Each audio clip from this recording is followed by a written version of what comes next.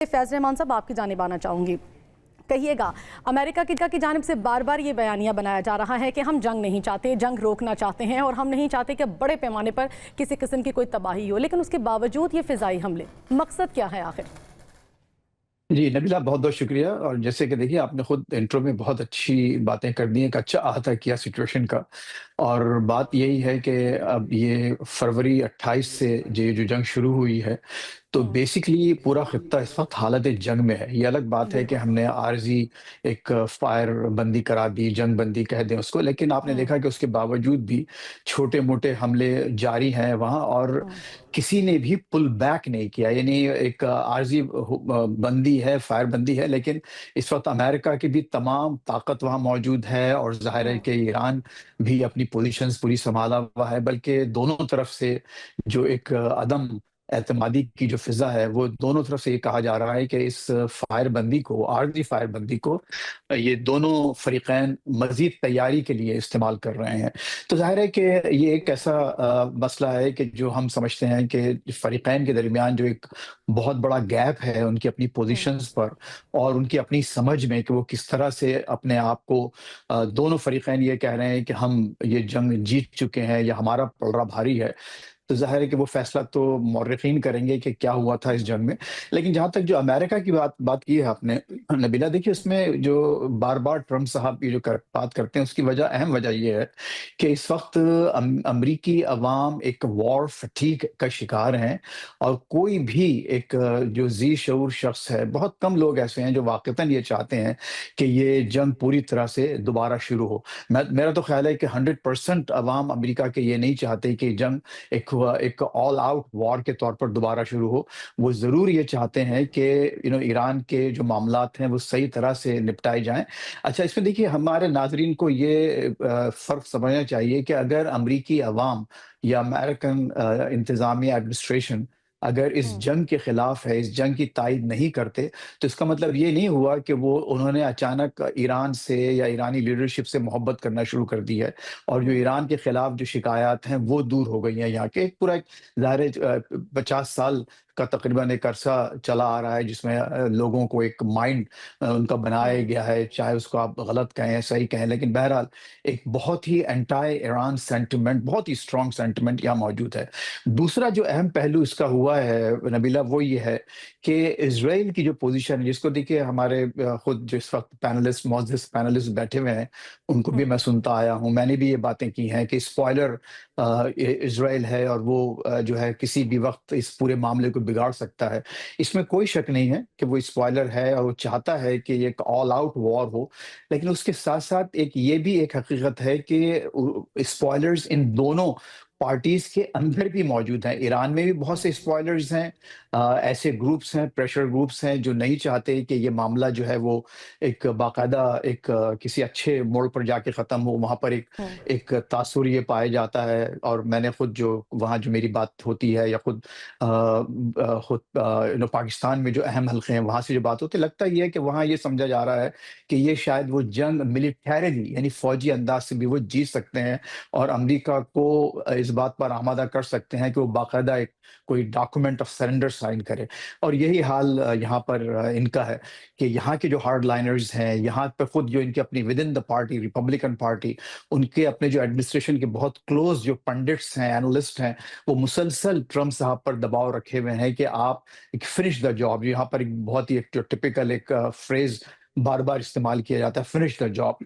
तो वही यही वजह है। लेकिन जहाँ तक हुँ, ट्रम्प की बात है, मैं पूरी हुँ, तरह मुझे यकीन है कि ट्रम्प खुद इन हालात में ये नहीं चाहते कि ये जंग हो। और वो ये बिल्कुल। चाहते हैं कि जो इस वक़्त उन्होंने बहुत अच्छी स्किलफुली देखिए कंट्रोल किया है, इस पूरे अरसे में, एक 4 महीने से ज़्यादा के अरसे में ऑयल प्राइसेज़ ऐसा नहीं हुआ कि बिल्कुल हुँ, बहुत ज़्यादा आसमान तक पहुँच गई हों, या महँगाई ऐसी हो गई हो कि लोग एक ब्रेकिंग पॉइंट पर आ गए हों। मसाइल ज़रूर हैं, लेकिन वो हालात नहीं हैं जो कि इस वक़्त दूसरे फ़रीक हैं। अब जैसे कि हम जानते हैं कि तकरीबन 18 लाख से रियाल से ज़्यादा का $1 हो चुका है। हुँ, इन्फ्लेशन 300% है। खुद ईरान की अपनी हुकूमत के मुताबिक $300 बिलियन से ज़्यादा उनके नुकसानात हुए हैं और हो रहे हैं। और फिर ये जो हमले हुए हैं, तकरीबन 200 के करीब अहम टारगेट्स को वहाँ पर निशाना बनाया गया है। तो ये तमाम बातें वो हैं जो नहीं चाहते कि हों, लेकिन जो इस अपने खुद अंदर जो इन दोनों ममालिक के अंदर जो स्पॉयलर्स बैठे हैं, इस वक़्त इज़राइल के साथ ये हुआ है कि इज़राइल को ट्रंप ने और उनके जो अहम लोग हैं, उन्होंने उसको बेसिकली साइडलाइन किया है। इज़राइल और Netanyahu, they have almost become I wouldn't say totally irrelevant, लेकिन ये बिल्कुल वो एक वक़्त साइडलाइन पे बैठे हुए हैं, उनको डाँट-डपट करके बाकायदा बिठाया गया है। और आप ये देखिए जो नेटो की जो कॉन्फ्रेंस में, समिट में ट्रंप साहब ने जो बयानात उर्दुवान साहब के बारे में दिए इज़राइल के हवाले से, कि हुँ, उर्दुवान को मैंने रोका है कि वो इज़राइल को जाकर तबाह ना करे, बर्बाद ना करे, हुँ। जंग ना करे।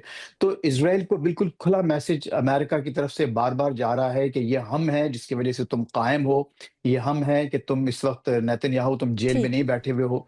तो ये बिल्कुल, बिल्कुल ये खुला आज मैसेज मतलब अमेरिका की तारीख में जानिब पहली से दफ़ा जा ऐसा रहा हुआ है। है। बिल्कुल, बिल्कुल आप ठीक कह रहे हैं। ब्रिगेडियर हारिस नवाज़ साहब भी हमारे साथ मौजूद हैं। सर, मैं आपसे ये जानना चाहूँगी ब्रिगेडियर साहब, आप कहिएगा जिस तरह से अभी ये भी बात कर रहे थे फैज़ साहब भी कि इसराइल स्पॉयलर का एक किरदार अदा कर रहा है और यकीनन दोनों फ़रीक़ैन के अंदर भी स्पॉयलर्स मौजूद हैं। लेकिन इस वक्त जो इसराइल का किरदार है उसको आप किस तरह से देख रहे हैं? क्योंकि उनकी जानिब से ये बयान सामने आया कि जिस दिन ये मुज़ाकरात शुरू हुए, जिस दिन ये मुआहिदा हुआ, हम उस वक्त से तैयारी कर रहे हैं और अब सिर्फ एक इशारे की बात है और हम दोबारा से अमेरिकन अफवाज के साथ मिलकर ईरान पर हमला करेंगे। इस बयान को किस तरह से देख रहे हैं और इस सारी सिचुएशन को किस तरह से देख रहे हैं आप?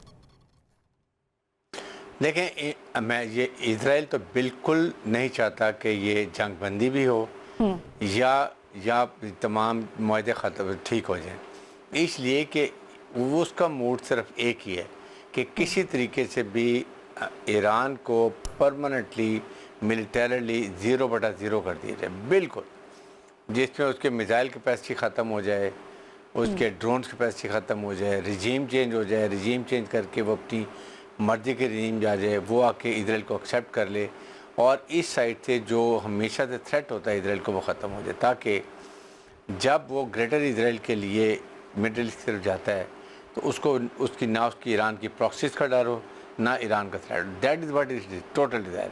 और वो बहुत नाखुश है इस मुआहदे की वजह से, और तभी वो कभी लेबनान में चला जाता है, वहाँ बमबारी करता है। कितने लोगों को उसने नुकसान वहाँ पर शहीद किया है, 20-25% एरिया पे कब्ज़ा भी कर लिए है, और डिस्पाइट अमेरिकन पुशिंग करने के, स्नप करने के, वो वहाँ पर बैठा हुआ। और अभी आपने देखा टेक्निकल टीम में, तीसरी टेक्निकल टीम का सिर्फ एक काम है कि इज़राइल और लेबनान का आपस में मसले को हल करना permanently, that is the job. तो इस कॉन्टेक्स्ट में, लेकिन बात यह कि लड़ाई ना अमेरिका चाहता है ना ईरान चाहता है। Iran is on a much better wicket, बहुत हाई मॉरल ग्राउंड पर है, अपर हैंड है। तमाम अगर आप देख लें जितनी शिकें हैं उसमें ईरान बेनिफिशरी है। अमेरिका फ्रस्ट्रेटेड है इसलिए कि वो जो चाहता था अदा वो पूरी नहीं कर सका। नंबर 2, इवन इस मुआहदे में भी अगर आप देखें तो उसको कुछ हासिल नहीं हो रहा। क्या मिला सिवाय न्यूक्लियर एसिड, क्योंकि वो पहले भी कहते हैं हम तो ख़त्म कर देंगे, वी डोंट वांट। बाकी ईरान की सैंक्शन भी ख़त्म हो गई, ईरान के एसिड भी रिलीज़ हो रहे हैं। ईरान के बाद उसके पाबंद से जितने ऑयल गैस सारा कुछ वो भी बेच रहे हैं। $300 बिलियन के जो वॉर रेपरेशन थे वो भी चाहे खलीजी ममालिक से कहीं से पूरे करे वो करके दे रहे हैं। What have they gain? American public यही कहती है ना कि जी what have you gain, why did you go for there. यही वो एम्बेरस्ड हैं कि जी हमने इजराइल के कहने पे मिस कैलकुलेशन किया कि हम जाएंगे हफ्ते में सब कुछ करके कब्ज़ा कर लेंगे और उसके बाद हमेशा से ईरान की तरफ से थ्रेट ख़त्म हो जाएगा। ना दैट इज़ द प्रॉब्लम, ये यहाँ पर आई है। लेकिन अब इम्पॉर्टेंट चीज़ ये है कि अगर ईरान बेनिफिशरी है, फ़ायदा हो रहा है, अभी भी उन्होंने ऑयल बेचना शुरू किया हुआ था और वो they were earning money also, why should you go and attack 3 ships खलीज में, एक सऊदी अरब का, एक कतर का, एक और। आप इसके बजाय वार्निंग शॉट्स फायर कर लें, उनको वार्निंग दे दें। आप पाकिस्तान मीडिएटर है, कतर मीडिएटर, आप उनको इन्फॉर्म करें। आप अमेरिकन से बात करें, पाकिस्तान को जी अमेरिका को कहें please don't use this lane, we will otherwise hit. जब वार्निंग कर तो इसका कहीं ना कहीं हल हो जाता। बजाय इसके देखिए इजराइल तो ये चाहता है कि लड़ाई, और ईरान क्यों उनको मौका देता है? It is Iran against interest के ख़िलाफ़ है कि अब आपने अमेरिका ने देखे कितना रिटेलिएट किया, उससे का मुआहदा ख़त्म कर लिया, उसने ऑयल बेचने जो उनका बंद कर दिए, फिर सेंक्शन लगा दिए हैं। और फिर उसके बाद इस मौके पे जबकि वो उनके रहबर आला जो थे उनके अली खामनाई शहीद, उनकी तदफीन का वक़्त है, आपको ऐसी बात करनी ही नहीं चाहिए। मेरे ख्याल में उनके अंदर भी दो ग्रुप थे, एक रेडिकल ग्रुप जो है ना ये ईरानी रिपब्लिकन गार्ड्स का, वो एट टाइम मुझे लगता है कि वो ओवर प्ले करते हैं और उन्होंने ही ओवर प्ले किया, विदाउट सोचे समझे जाके 3 शिप्स को नुकसान पहुंचा दिया, जिससे अमेरिका को मौका मिला और इजराइल तो बहुत खुश है, they are the happiest person. तो मेरे ख्याल में इस वक्त अभी भी आई एम श्योर कि पाकिस्तान के फील्ड मार्शल, पाकिस्तान के प्राइम मिनिस्टर फिर इन टच होंगे अमेरिकन प्रेसिडेंट से, उनके वाइस प्रेसिडेंट से, ईरानी लीडरशिप के। खुदा के लिए please understand, refrain, create conducive environments, no posturing, no pressure tactics, कोई वो आप इस तरह की बातें नहीं करें और इसको हालात को डिफ्यूज़ करें। फिर आई स्टिल फील लड़ाई नहीं होगी दुनिया में, मुझे बताइए सवाए इजराइल के, आप ये फैज साहब अमेरिका बैठे हुए हैं, मुझे बताइए कोई जंग चाहता है दुनिया में? कोई नहीं चाहता सवाए इजराइल के। जो दुनिया इकोनॉमिक क्राइसिस से गुजरी है, एनर्जी क्राइसिस से गुजरी है, फूड सिक्योरिटी क्राइसिस से गुजरी है, इतने बुरे हालात से गुजरी है, कैन यू अफोर्ड अनदर 50 या 60 डेज़ की लड़ाई? उसमें दुनिया का क्या हाल होगा? इसलिए मेरा नहीं ख्याल की लड़ाई होगी। As long as ceasefire चल रही है, छोटी छोटी वायलेशन हो रही हैं, मुज़ाकरात हो रहे हैं, चल रहे हैं, I think we should be very very hopeful और हालात ठीक हो जाएंगे इंशाल्लाह।